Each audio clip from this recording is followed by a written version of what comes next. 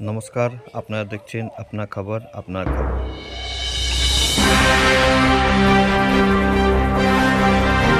বললেন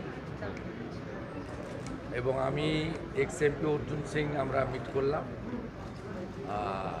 এখানকার ট্রিটমেন্ট খুবই ভালো, স্যাটিসফ্যাক্টরি। আর অভিজিৎবাবু নিজেও আমাকে বললেন যে তিনি 60%, মানে ওনার একটা ক্যালকুলেশন যে উনি অনেকটা ইমপ্রুভ করেছেন। ভালো কথা বললেন। আর ওনার কিছু রোগ তো পার্মানেন্টলি আছে, ইনসুলিন নেন, সুগারের প্রবলেম তো আছেই। বাকিটা তো ডাক্তারবাবুরা দেখছেন। আজকে ওনার সিটি স্ক্যানও করবেন। ইতিমধ্যে প্রধানমন্ত্রীর দপ্তর থেকে ওনার স্বাস্থ্যের খোঁজ নেওয়া হয়েছে। আর ওম বিড়লা লোকসভার স্পিকার, তিনি ওনার ভাইপোর সঙ্গেও ফোনে কথা বলেছেন। আমরা পুরো নজর রেখেছি।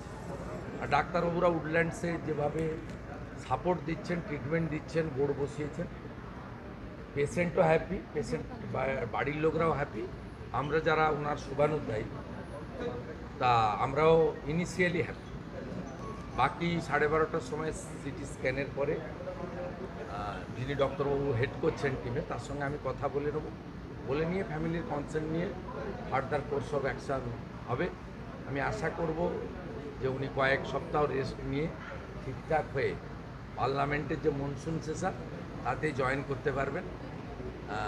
ওয়াকফ অ্যামেন্ডমেন্ট বিলের জেপিসিতে উনি মেম্বার ছিলেন, গুরুত্বপূর্ণ রোল নিয়েছেন। আগামী দিনেও সংসদীয় ব্যবস্থাতে উনি খুব ইম্পর্ট্যান্ট রোল নেবেন, এটা আমি করব।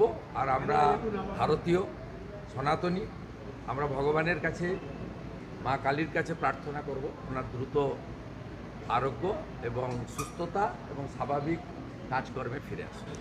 আপনারা দেখলেন আপনার খবর আপনার খবর।